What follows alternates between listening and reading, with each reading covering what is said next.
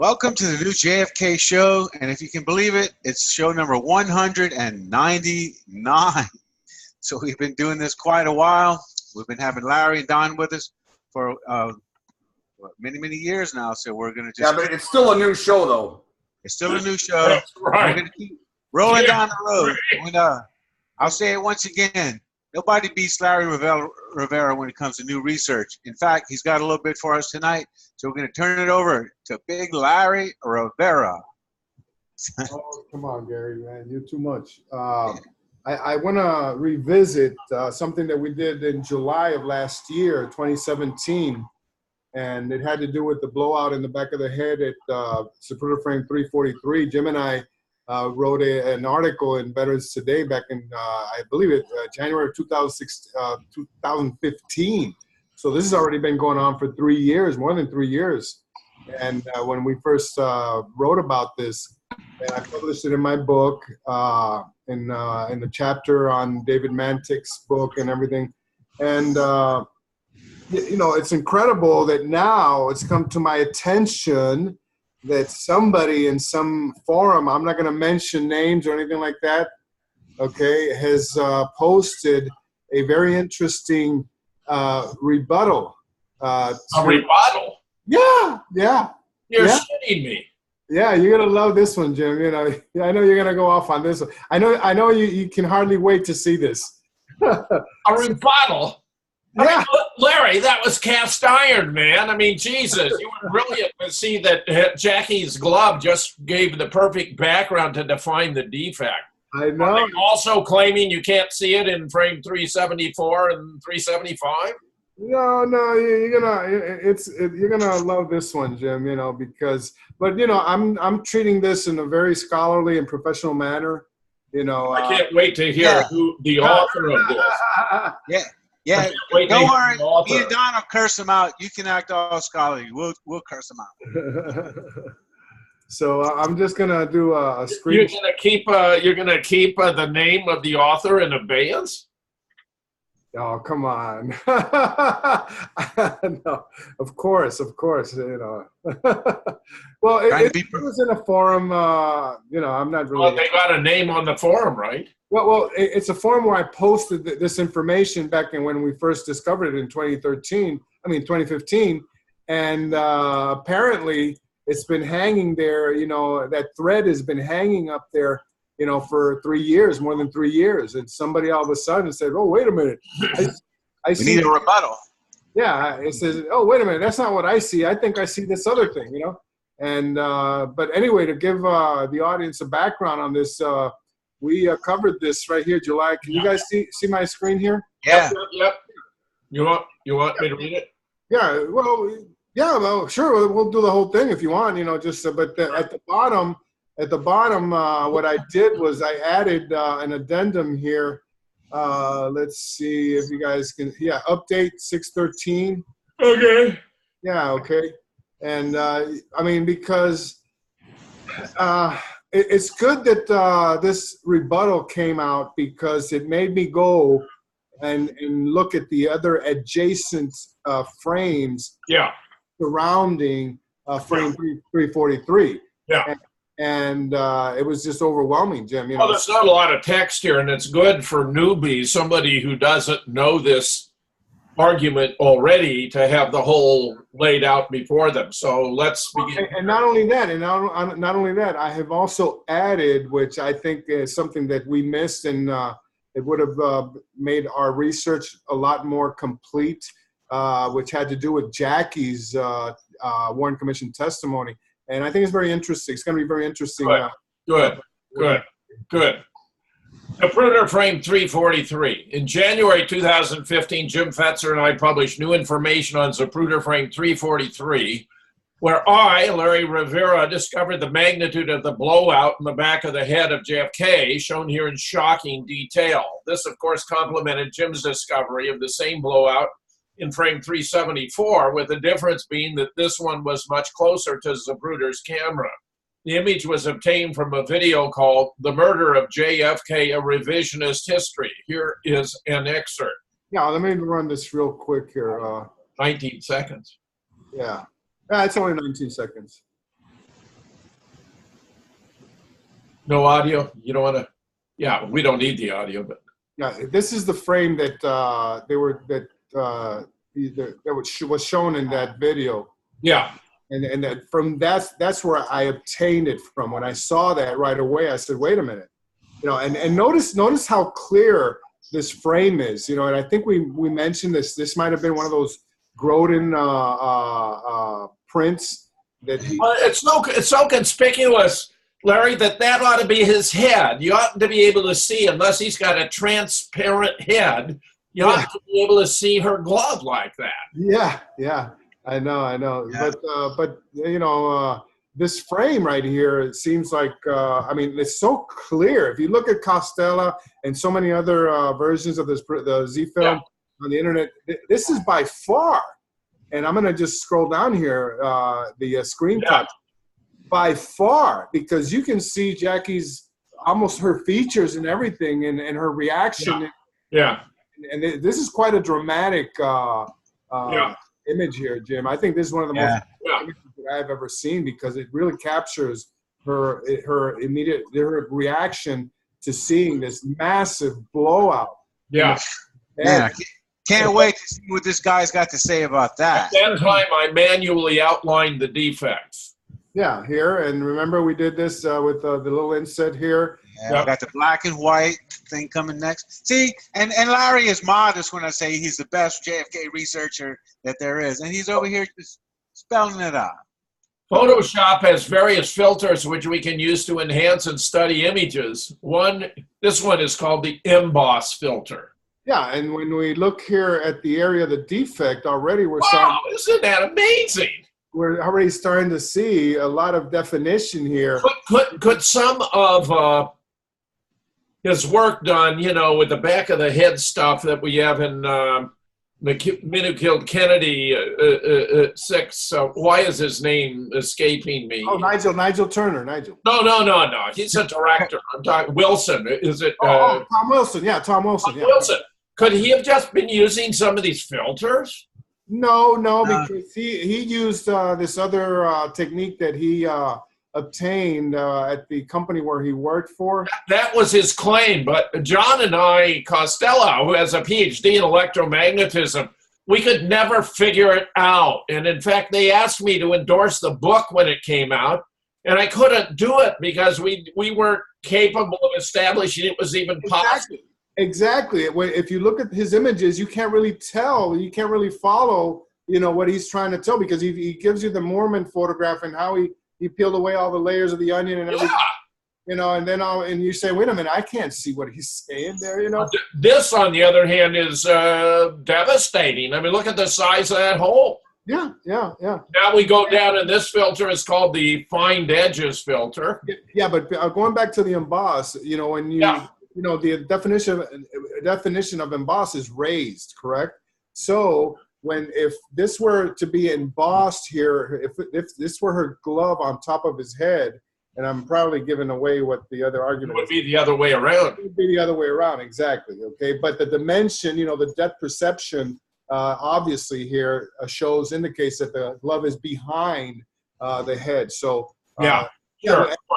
And we went and applied other filters, to. The filter is called the Find Edges filter. There's further proof, Larry, of the very point you're making. Yeah, just by looking at the image, the digitized image, as it is interpreted by Photoshop. That's all. I love this. I also worked a little with the image in Blender, extruding the image after I had imported it as a flat plane. And Blender is a 3D imaging.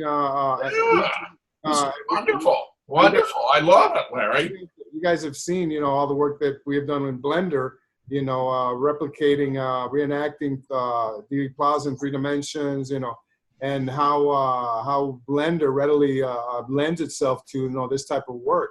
And interpreting, again, what is on a flat plane and giving you a perspective of how it would look, in 3 dimensions. And so, this is, like I said, we did this back in 2015. I'm amazed that it took them 3 years to figure out an answer. Yeah. A common tool used in Photoshop to enhance and define the outline of components of a photograph is the magic wand tool. We can define this as Photoshop on autopilot, where the software works independently by identifying changes in pixel patterns. When we click on the area in question, this is the result. Yeah, and this here where I have the mouse. Look at that. And it's defining it itself, Larry. Exactly. It's Yeah. Photoshop. I mean, that's a computer program defining the very area you had defined yourself. That's right. Here, you know, this is like hands-free, you know, no, Right. no hands, you know. So Once we have our outline, we can fill it in by stroking the outline. yeah, and here I did it in turquoise blue, you know, to differentiate, you know, the colors, you know. Excellent. The results closely match the work that was done manually. Indeed. Gradient maps. Today, however, I figured it'd be nice to see what Photoshop could do in the area of gradient map studies of the image. First, the definition of gradient mapping. Gradient mapping in Photoshop is applied using an adjustment layer. The gradient map adjustment layer alters the image by applying a gradient map to the image. Unlike a gradient fill, which fills an area by using a linear or radiant blend of colors, the gradient map applies a gradient by using the lightness and darkness values in the image as a map for how the gradient colors are applied. I just want to interject here quickly. You remember when I did this after when we did the Fred Noonan overlays, remember, with Amelia Earhart? Remember when that photograph came Yeah, out? I remember that show. Yeah. Yeah, it came out last summer. And one of the techniques that they used in that program was gradient maps. So I figured, well, let me apply that to this photograph. It's a good idea, Larry. Very good idea. And yeah, so, you know, I using the same technique. This is what we came up with. All right. We begin by stripping the image of all color. Okay, so there it is, bare bones. Right. Our first gradient map rendering is a positive image. Yeah, I mean, this is like Very interesting, haunting. Yeah. And this is the negative version of the above. Wow, love it. Yeah. All of these tests confirm the anomaly in the back of what was left of JFK's head. There's just no way to deny it, or so we thought. Welcome to right-click on any of these images and run the test for yourself. Yeah. So Larry, up until now, how many people have replicated your work? On this? Yeah. Nobody. I mean, I don't see, I don't see how you can refute this, Gary, but, you know, then again. But you've always, presented. I was amazed, that this person, sent me an email and it said, look, you should take a look at this, and lo and behold, it happened to be in response to my posting at this forum, which I did, like I said, more than 3 years ago. It was, I believe, January, February of 2015, so, and this is what the person said. Okay, update 13 June 2018. This post came up on a JFK forum trying to explain away my research on frame 343. By the way, that's today. No, today. Yeah, that's today, Larry. Yeah. We're pretty good. I just had to look at today's paper to verify it, Yeah, in case you don't know, we're a current events driven. I can see the possibility of it, but my first impression is that it seems from these frames that Jackie's left hand is actually on the back of JFK's head. Watch the motion of his head body in connection with the motion of her hand. It appears as if she is almost pushing him forward as she is moving to the trunk. Let me just say right off the bat, this guy wouldn't begin to make this argument unless he wanted to suppress what I found in 374 and 375. Well, let's go back. Let's go back to the original, unretouched image right here, Jim. Yeah. What he's saying here is that her hand was on top of his head. On top of his head, and that's what is blocking his head, and so what's this, a fur cuff on her glove there, that hair, that brown stuff? Actually hair, but she's going to use his head as leverage. Where is his head, by the way? Has it disappeared into his shoulder? Yeah. Well, this is truly contrived, Larry. They wanted to have an answer. I know. Obviously, to me, I agree with that. Embarrassingly bad. I can't wait to hear who did this because they have outed themselves as an op. Fair enough. No one is infallible, and the best part of research and publishing work is to be able to react in a scholarly manner to someone in disagreement and provide documentation in support of your thesis. Let's begin with Jackie's suppressed Warren Commission testimony. Oh, yeah. Reference to wounds deleted. Jackie Kennedy's Warren Commission testimony was a joke. It covered all of 3 pages. You mean what they published was a joke? On page 180, right when she was describing JFK's massive head wound, the Warren Commission decided to suppress her testimony with this notation, reference to wounds deleted. And that image that I'm showing you, Jim, right there is the exact, that is a facsimile of her Warren Commission testimony. Okay, Well, that is exactly from the Warren Commission. Well, I know very well what she said. They claimed they deleted it on grounds of privacy, but there was no privacy. She said from the front, just fine, but then she had a terrible time holding his skull and brains together at the back of his head. And of course, from the front, he looked fine. That meant he wasn't shot in the back of the head, which would have come out the front. He wouldn't have looked just fine. Particularly from the way he was lying, she would have been talking about the right temple area in the immediate, in her lap. I love it, Jim. You have it memorized. Well, you have to, right? Finally, I remember a voice behind me or something, and then I remember the people in the front seat or somebody finally knew something was wrong in a voice yelling, which must have been Mr. Hill. Get to the hospital. Didn't she mean Greer? Get to the hospital, or maybe it was Mr. Kellerman in the front seat, but someone yelling, I was just down holding him. Who would be Hill? Clint Hill. Oh, yeah, sure, okay. But, I mean, he'd already rushed up. Yeah. In 1972, this suppressed testimony was finally released. Serious JFK research picked up on it immediately, realizing the importance of what she said. This is how J. Gary Shaw and Larry Ray Harris dealt with it in their 1976 book, Cover Up. Testimony suppressed. All of the witnesses who gave testimony contradictory to the official version of the assassination could not be ignored. Even in this situation, though, the commission had an out. When you can't ignore it, hide it. I was trying to hold his hair on. There was one witness the commission could not ignore, one whose testimony they dared not alter. When this witness made statements that conflicted with the official story of one man firing from behind the motorcade, that portion of her testimony was deleted from the printed testimony in the hearings.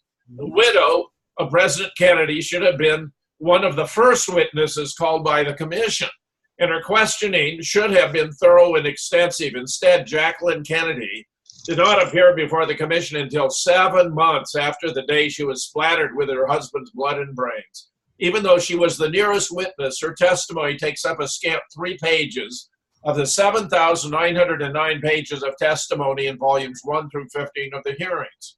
Mrs. Kennedy was readily and willingly relating her traumatic experiences of November 22nd to Earl Warren and J. Lee Rankin, at the point in her printed testimony where she was apparently about to describe her husband's fatal head wound. The notation, reference to wounds deleted, is interjected. Isn't that amazing? In April I love the tongue-in-cheek way that J. Gary Shaw and Larry Ray Harris, Yeah, they're good guys. In April 1972, the National Archives declassified that portion of her testimony. Mrs. Kennedy, I don't remember anything. I was just down like that. Finally, I remember a voice behind me or something, and then I remember people in the front seat finally, or somebody knew something was wrong, and a voice yelling, which must have been Mr. Hill, get to the hospital, or maybe it was Mr. Kellerman in the front seat, but somebody yelling, but just holding him. The following sentences are those omitted from her statement in Volume 5 of the hearings. I was trying to hold his hair on, but from the front there was nothing. I suppose there must have been, but from the back you can see, you were trying to hold his hair on and his skull on. Yeah, the way I read it, it was more authentic as having come directly from her. Oh, yeah. I love this has been paraphrased. Yeah. These 4 sentences, we are told, were deleted for reasons of taste. Yet doctors and other witnesses gave much more detailed and graphic descriptions of the president's massive head wounds. They were deleted because of the statement, I was trying to hold his hair on, but from the front there was nothing. suggests the rear portion of JFK's skull was blown out, consistent with description by Parkland Hospital doctors of a large gaping wound and indicative of an exit wound caused by a shot fired from in front of the motorcade. And of course, Jim, you have published on this, I don't know how many times, assassination science, murder in Dealey Plaza, how many witnesses, Parkland Hospital, that. The great Zapruder film hoax, but also many articles and, videos. Magnificent graphic, that you have with everybody, going like this, it's like, hello. If Mrs. Kennedy was not asked about the meaning of this statement, all we can do is surmise her statement. But from the back, you can see, you were trying to hold his hair on and his skull on. Really, what she said was, I was having a difficult time holding his skull and brains together at the back of his head. That's what she said. So even this is paraphrased. She wouldn't have said, but from the back, you could see, you were trying to, it was she who was trying to hold it. So even this is a paraphrase, Larry. Yeah. And she said from the front, he looked just fine. This observation is totally consistent with other witnesses, the Dallas doctors, and motion pictures taken at the scene. It's totally inconsistent with the low nut scenario. Therefore, it was not printed. It was indicative of a wound of exit in the rear of the president's head, meaning, therefore, a shot from the front of the motorcade. Taste was not in question in this testimony. What was in question was the government's no conspiracy theory of the assassination. The revealing portion of Mrs. Kennedy's testimony could not be published. Yeah, of course. In 2001, Mark Sobel wrote this great article in the JFK Journal, Assassination Chronicles, Volume 7, Number 2, where he deciphered the actual stenographer's tape, which left absolutely no doubt about what Jackie said. Let me put that up here real quick because,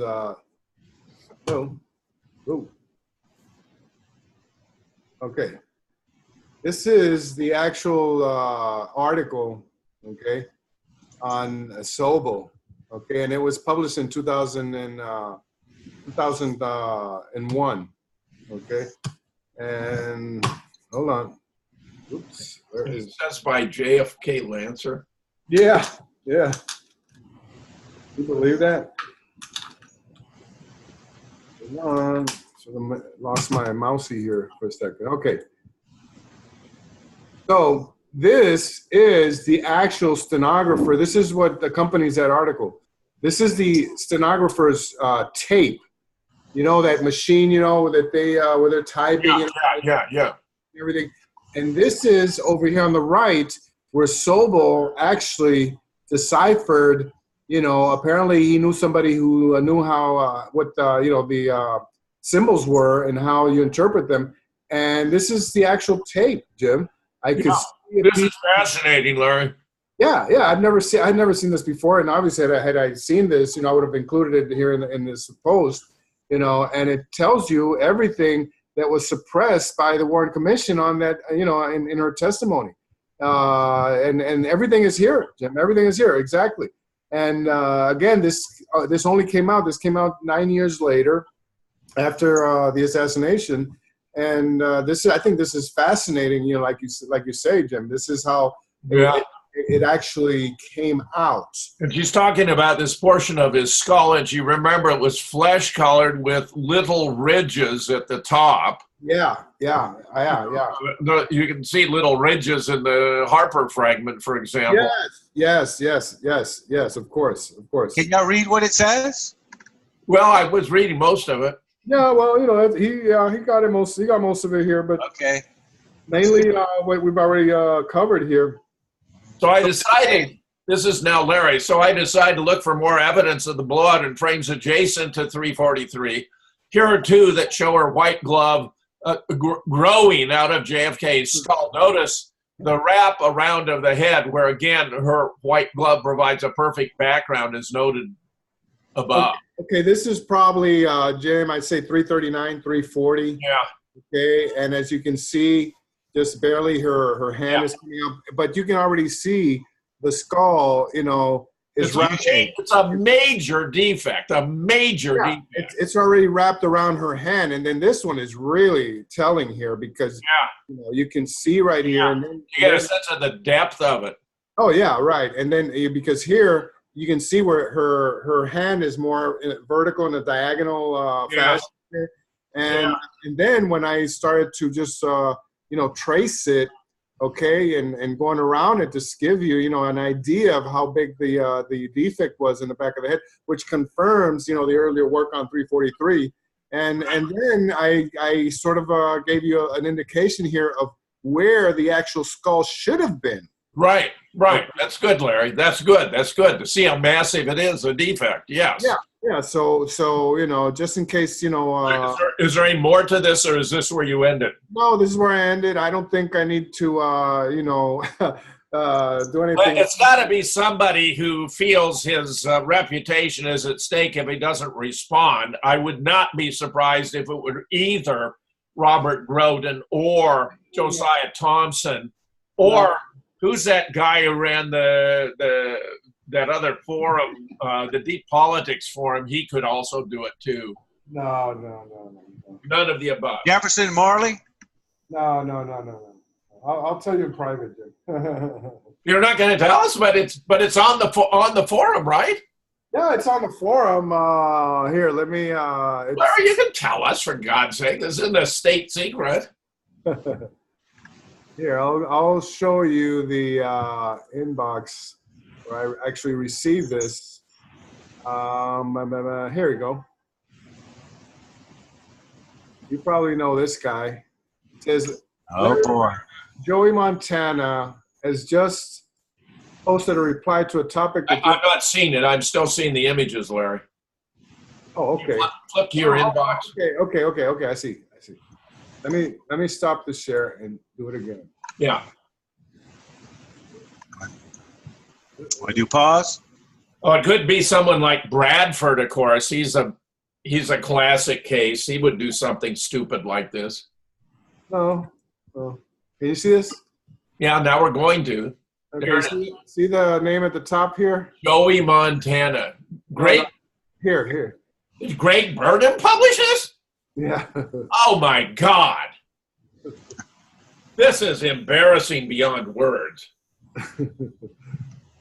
Yeah. Oh, I'm shocked, Frank. Yeah. I'm shocked. No. Actually, he's just passing the information on to me, Jim. Oh! Was it Burnham who authored it? No. He says, hey, by the way, Joey Montana. Hey, Joey, is that really Tony Montana from Scarface? Or Joey Montana? Joe Montana from the San Francisco 49ers. 49ers, yeah, it's the old 49ers quarterback, yeah. Do we know the true identity of Joey Montana? Yeah, well, he's the one that says, I can see the possibility of it, but my first impression is that, look, I have no beef here with Greg, Okay. Okay. Yeah, him and I, just don't. Yeah, that was a mistake. Well, he and I got along extremely well, up to the point that we were talking about the identity of the man in the doorway. I know, yeah. And he was insisting that it was too small a part of the image, to make any sense. And get this, his proof that he was right, he brought in his wife, who knows nothing about any of this, and asked her, could she figure out who that was in the doorway? And she said no, and I called him on it. I said that was completely inappropriate, even absurd to do that, to put her in that predicament. And he's never forgiven me for faulting him for that. Yeah. As though we were looking at it without, blowing up the image and discussing it. He denies you can even see that there were alterations to that area in the photograph. Yeah, what's the most heavily guarded secret in JFK is Oswald in the doorway. That's right. So anyway, that's the combination. That's good, Larry. That's good. I thought, somebody. I like it. Good work. Joey Montana. It incited me to go and look at, the other frames. And so I'm glad that this was brought to my attention, actually. Well, I'm glad you brought in Jackie's testimony, too. Oh, yeah, I know, because it's devastating. I mean, it tells you exactly, that there could have been no way that she could have supported, that she could have covered there and pushed off the way he's saying there, And you see how your work, my work, David's work on the x-rays, and Jackie's testimony all fit together hand in glove. And another observation, don't you think that glove would have been, soaked in blood, okay? Had that really been the case? Really? You know, and the glove. Oh, you mean if she'd actually had her hand on his head? Exactly. Yeah. Well, this guy's not real smart. I mean, he's trying to, he's exceeding himself by some considerable margin and attempting to deal with you. That's his claim to fame, Jim. Yeah. That's Joey Montana's claim to fame? Yeah. Okay, Don, yeah, sure. If you got a blog post. Gary, did you have to take a break? You're muted. You're muted. Yeah. Let's take a little quick break. I'm going to get a little water. This is JFK Show number 199. All right. Welcome back to JFK Show number 199. And we're going to play a game. Name this instrument. Go ahead, Dr. Fetzer. What is it? Oh, Gary, I've heard the name of it, but it's not at the tip of my tongue. I'm not going to be able to give you the answer. Lee could have been playing one in Russia. It's a balalaika, Russian instrument. Oh, I was going to say. Oh, yeah. The Beatles actually mentioned it. Yeah, back in the USSR. And this was a commemorative of the 1980 Olympic Games in Moscow. I love it. It's the U.S. boycotted because of Iran. There you go. All right, so we got Don Fox. Iran recapturing, taking the American embassy when they took back their country after the U.S. coup of 1953. I'm sorry, because of that. Boycott them when they are simply regaining their freedom from us, taken from them by us, by the U.S. I misstated the reason. It was because of the invasion of Afghanistan by Russia. That's why the U.S. That's why Jimmy Carter's government boycotted the Olympics. Okay, I get it. So Don, you go ahead and put up your presentation. Okay, it's all right. It's not my blog post. It's here. I'll put the link here in the chat. But yeah, I thought this was interesting, so I figured we could go over this. It kind of leads into what I want to talk about. You got to get rid of the Zoom thing there, Gary. Yeah. Just clear the page. Okay, Don, you want me to work it? Go ahead. Yeah, I can read it. Wide awake Gentile. Yep. Love it. Okay, tell me when we're rolling. We're rolling. We've been rolling the whole time. Yeah. All right. You're allowed to eat ham. Okay, so this is a blog post that was brought to my attention a couple, 3 weeks ago. Katie Holmes has a very nice posterior, but I think this picture should never have been put out there. I mean, it's just it's bigger than Jackie's though. So inappropriate. Yeah. And it gives people have actually sent me this as though that were a real photograph from the assassination. Yeah. She looks like she's twerking. Yeah, well, this is really not what I wanted to spend any time on. Sorry, Don. Distance to the Queen Mary, Jim. Look at the distance to the Queen Mary. Yeah, well, that's ridiculous. They were both stopped at the time. Yeah, they really think Clint Hill was rushing up when the vehicle was moving like 11 miles an hour? How fast does he think? A 4-minute mile is quite significant, and he's going to be doing much faster. I mean, give us a break. Okay, so the name of the blog post that we're talking about here, it's called Lyndon Johnson and James Angleton, the Crypto Jews Who Ruled America. And this is on wideawakegentile.wordpress.com back from January 6th or 8th of 2016. Hey, Don, just a parenthesis here. James Angleton's second name, his middle name, you know what it was? Jesus. Jesus, actually. Okay, so you can scoot down, Gary. Okay, you want to play the video? No. I haven't even watched the video. I don't know what's in it. So here's assassinated President Kennedy's replacement was Vice President Lyndon Baines Johnson. The original negative is the only one missing from this sequence from the Johnson Library. Yep. Why would that be? Gee. So I've been winking at you over successfully taking out your predecessor so you can become president of the United States. I wonder why you wouldn't want that one. You'd think that would be the first image you'd want you to see when you came into the library. So for people that are listening, there are people that just listen to these MP3s. They don't get to see the videos. Yeah. Well, that's Congressman Thomas winking at Lyndon for his success. Thomas, and let's not forget that that's one of the reasons that JFK supposedly went to Texas, because Al Thomas had cancer and they wanted to, try to patch things up, before he died. Look at him winking there. Yeah. So he had a miraculous recovery, Larry. Yeah, Lady Bird looks all tore up. Yeah. The caption on the photo says, "Sad America, happy Jews." Johnson reportedly winking at accomplice while wife Lady Bird smiles after Kennedy's assassination. So she's in the catbird seat. It's a bit of a grimace. I don't know if I'd call it a smile. Yeah. No, I would have loved to. It's closer to positive than negative. I would have loved to have seen LBJ's face, from the other side. We had a camera on the other. Yeah. He was smiling. He would be smiling. Now that is a face of true distress that you don't see in all these fake shootings. Well, that's the excuse that they use to do this old switcheroo on the body. Yes, absolutely. They're changing the body out while she's standing there next to LBJ, and he insisted that she come. She didn't want to come. He insisted that she be present for the. She still had blood splattered all over her. Exactly. Yeah. Exactly. Okay, so then the post goes on to say that it wasn't just that JFK was set to pick. He'd already extended the invitation to Stuart Simon, and he just gave him overnight to think about it. Mm-hmm. So the post goes on to say Lyndon Johnson and the Kennedys hated each other. So why was LBJ even put on the 1960 demo ticket in the first place? The old wives' tale is that it was to balance the ticket and win electoral votes of Texas. The reality is that JFK was set to pick U.S. Senator Stuart Symington of Missouri and had already put in a deal with Symington to be VP that was signed, sealed, and delivered, according to Symington's campaign manager, Clark Clifford.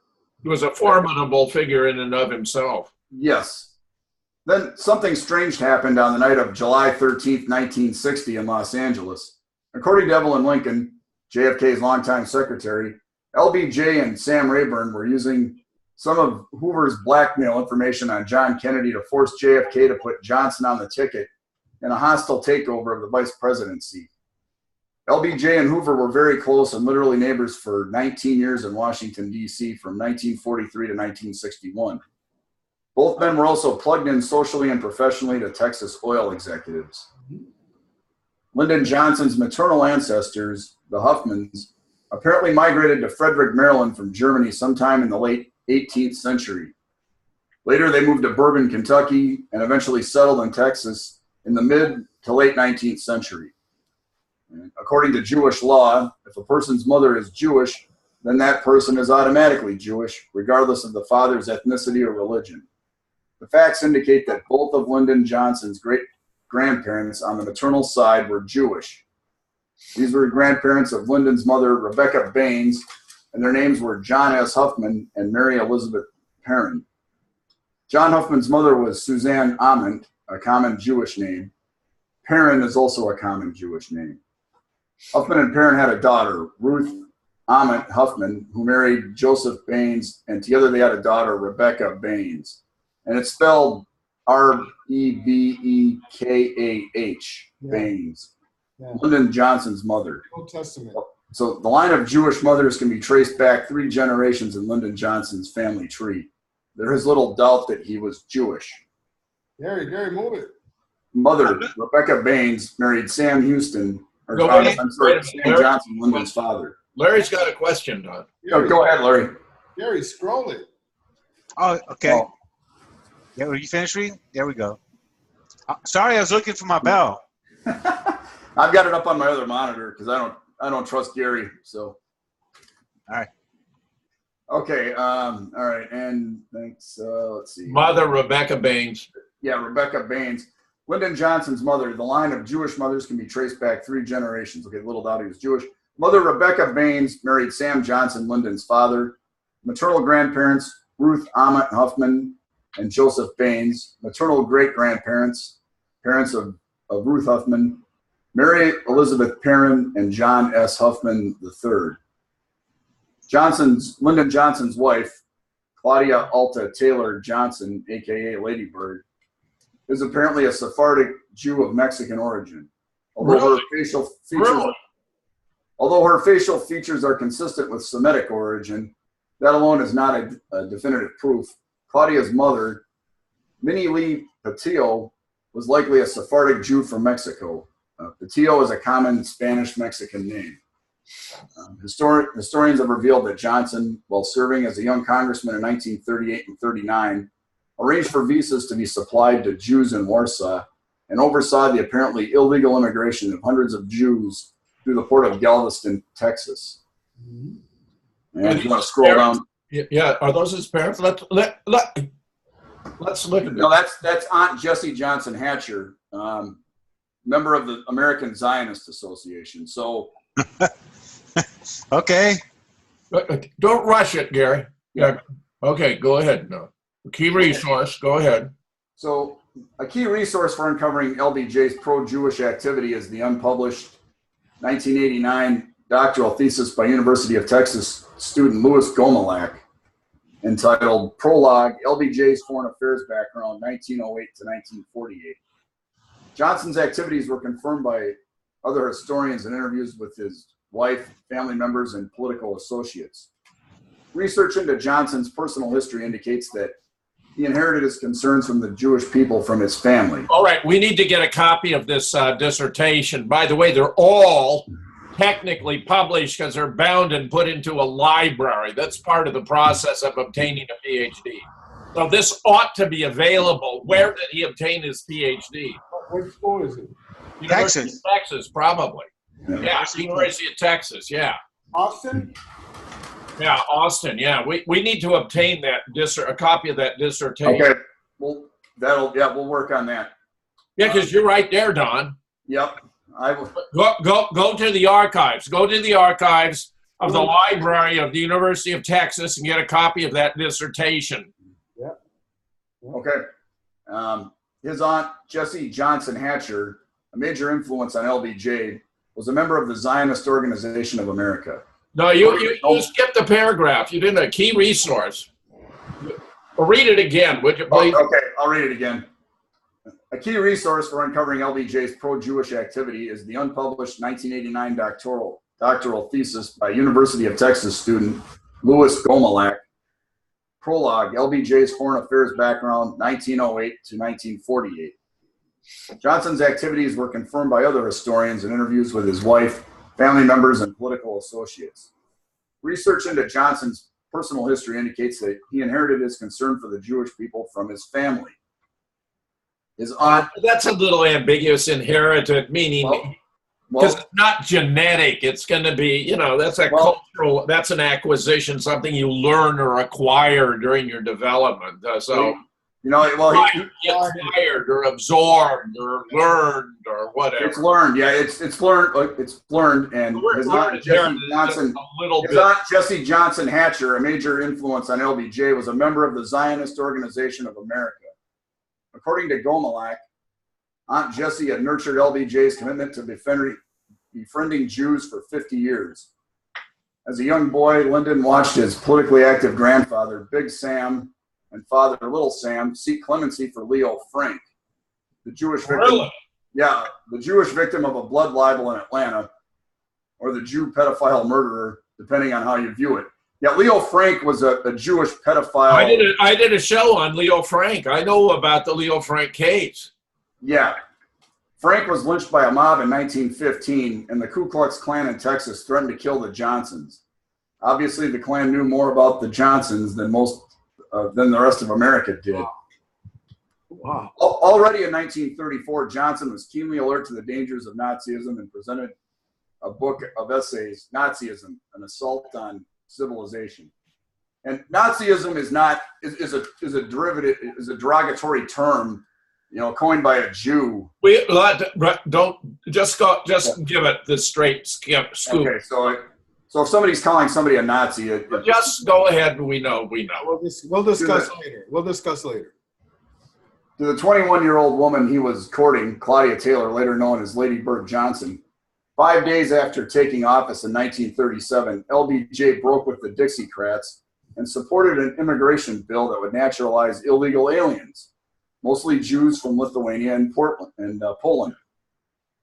That same year, LBJ warned Jewish friend Jim Novy that European Jews faced annihilation. According to historian James M. Smallwood, Congressman Johnson used legal and sometimes illegal methods to smuggle hundreds of Jews into Texas, using Galveston as the entry port.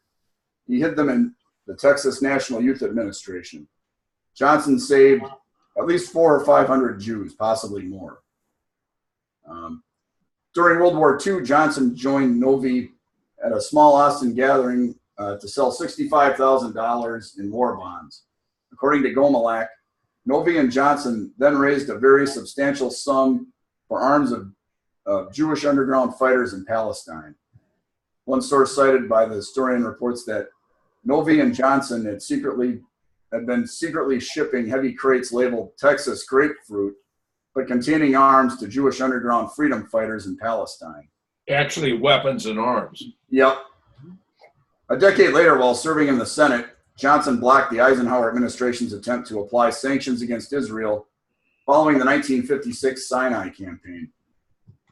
Among Johnson's closest advisors during this period were several strong pro-Israel advocates, including Benjamin Cohen, coincidence, who 30 years earlier was the liaison between the Supreme Court Justice Louis Brandeis and Chaim Weizmann, and Abe Fortas, the legendary Washington insider.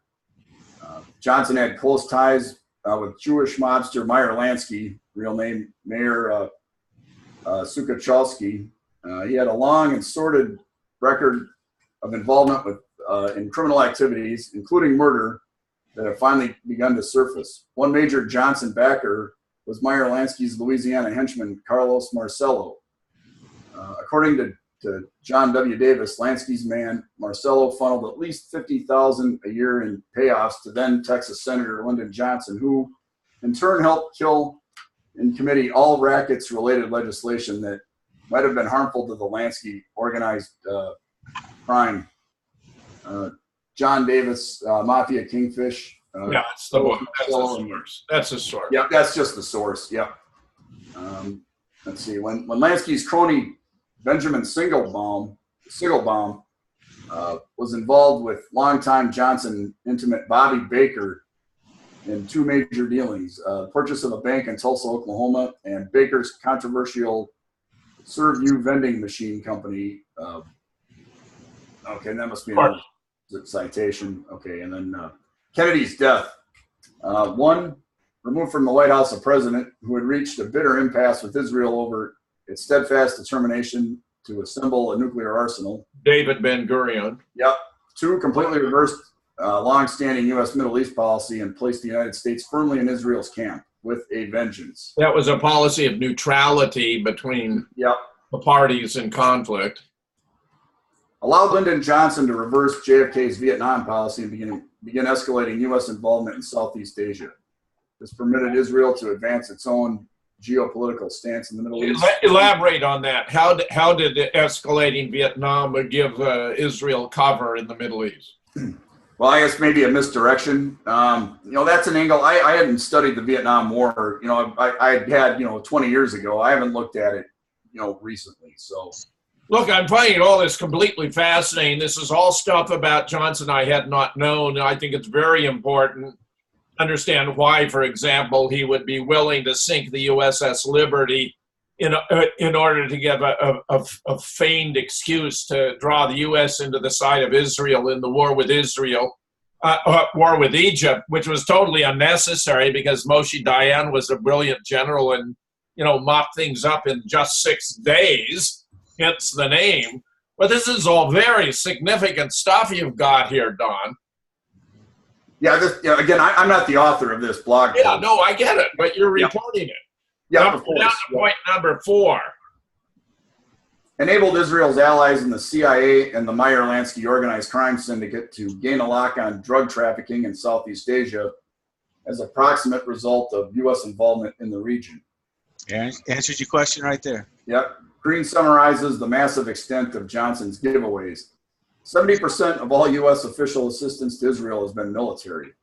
America has given Israel over $17 billion in military aid since 1946, virtually all of which, over 99%, has been provided since 1965. Yeah. Yeah. Might want to read that one again. Yep. The crafting of UN Resolution 242 in November 1967 was done under Johnson's scrutiny. The call resolution opposed Israel's returning all the territories captured in the war. Goldberg later noted, Resolution 242 in no way refers to Jerusalem, and this omission was deliberate. Johnson thought nothing of sacrificing 67 American lives in the USS Liberty attack as long as his beloved Israel was not caught out in the attack and was not shown for what it really was, a deliberate false flag to blame the Arabs and get the U.S. into a war. LBJ reportedly told Admiral Geist that he did not give a damn if the ship sank. He would not embarrass an ally, Israel. There are some who say it was Johnson who actually ordered the attack to blame the Arabs and join Israel in a Mideast war, or at least had forewarning. This is entirely plausible. No stretch there whatsoever. Yeah, there's some opinion out there that they were going to sink the USS Liberty and then use that as a pretext to nuke Cairo. And in fact, the plane was in the air and it was called back with just minutes to spare. Yes. So here's a small Indian link to Johnson's crypto Jewishness. Fori Nehru, a.k.a. Magdalena Friedman, was the Jewish wife of, there's a name for you, Jawaharlal Nehru's cousin B.K. Nehru. She met Johnson during her stay in the U.S. as part of Indira Gandhi's, Nehru's daughter, entourage to the U.S. During the presidency of Lyndon Johnson, Prime Minister Indira Gandhi traveled to the U.S. Johnson was bowled over by her. At a dinner hosted by Ambassador B.K. Nehru and Fori in honor of Indira, Johnson dropped in unannounced. Dinner time approached, but the president refused to leave, leading to a protocol crisis as the dinner was not meant for him. Finally, Fori, in her unique way, asked, "Mr. President, why don't you join us for dinner?" Johnson readily agreed. Fori promptly dropped. President Johnson's firmly pointed American policy in a pro-Israel direction. In a historical context, the American emergency airlift to Israel in 1973, the constant diplomatic support and the economic and military assistance, and the strategic bonds between the two countries can all be credited to the seeds planted by LBJ. We don't need a commentary, but that's very significant. Yeah. Did you want to continue about James Jesus Angleton? It is fairly lengthy. Gary, how are we doing on our time? We got a few minutes left. You can kind of see. Well, Plus, we have a few minutes besides that, so we're doing okay. I guess we could start on it, and maybe we can circle back. If we run over or whatever. So this guy was a very significant player, all things considered. Yeah, let's run over an hour. It doesn't matter. Go ahead. Yeah, it's not like there's a show on right after us on the network. James Jesus Angleton, CIA counterintelligence head, 1951 to 1974, so 23 years. James Jesus Angleton was born in Boise, Idaho, to James Hugh Angleton and Carmen Mercedes Moreno in 1917. His parents met in Mexico while his father was a cavalry officer serving under General John Pershing. His Mexican mother, Moreno, was a crypto-Jewess. Moreno is a common Jewish surname, Jewish Encyclopedia, Jewish surname. Yeah, you don't have to read this source. Yeah. He joined the U.S. Army in March 1943, and in July married Cecilie D. Atremont, a Vassar alumna from Tucson, Arizona. Together they had 3 children, James C. Angleton, Guru Sankat, Karu Khalsa, and Surihari Kar Angleton Kalasa. Wow. There's a. I just get Larry to pronounce that. Angleton's father's contacts got him into Yale, where he didn't do too well. Later on during the war, his father's contacts resulted in being recruited into the Office of Strategic Services, or the OSS, in London. So he actually didn't graduate from Yale? No, he dropped out.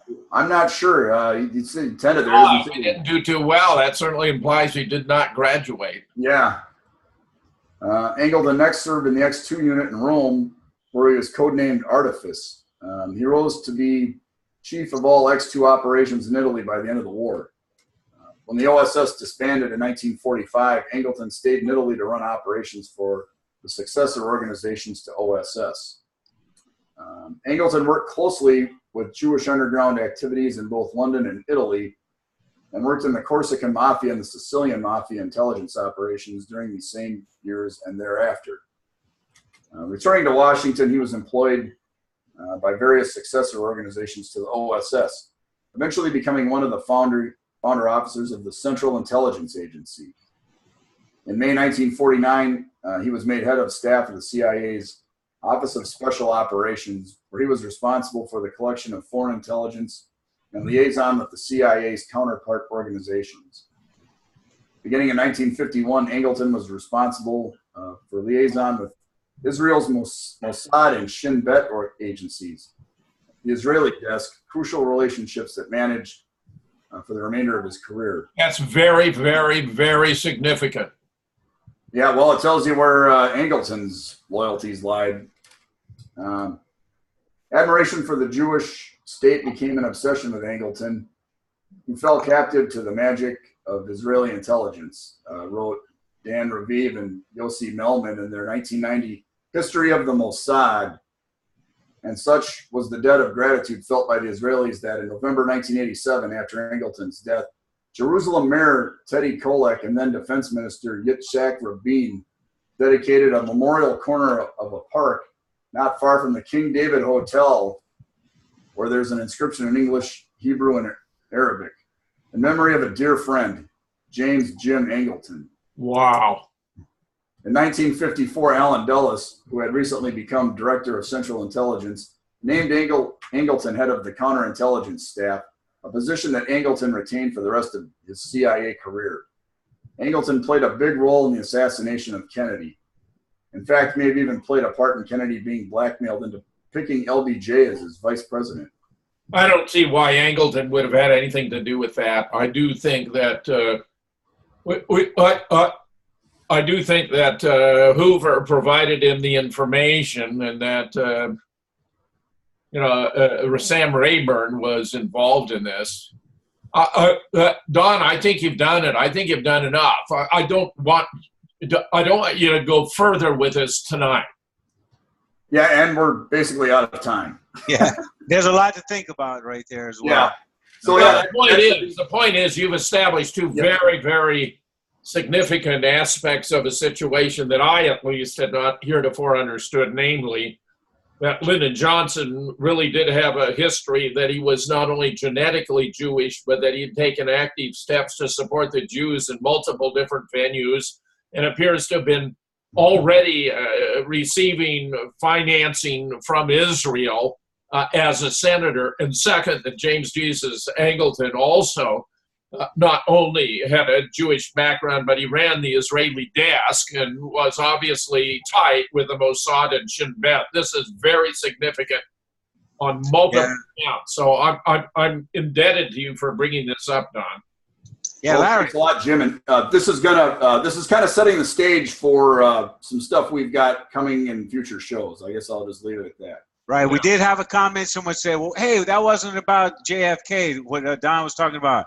I said, well, wait till next week and you'll see. Well, but of course it's about JFK. It's setting up much of background. I'm glad for this. I think it's valuable. Well, we all know. Do you have anything to add? We all know that Angleton is the one that ran the fake defector program, where Lee Oswald was involved. Right. So he would have been in a position to manage Lee and probably even his assignments for all that. Yeah. With David Atlee Phillips. I'll bet Angleton and Phillips were very, very tight because, Angleton with counter-espionage and Phillips running the Western Hemisphere for the CIA, and Phillips was directing Lee, there's no doubt. And don't you think that it was Angleton who probably personally debriefed Lee when he came back from Russia? It's possible. Yeah, it's possible. Yeah, just like a gov. All you have to do is look at our foreign policy today, and it all started with LBJ. All right, this is the new JFK show, number 199. We'll be back with show number 200 next week.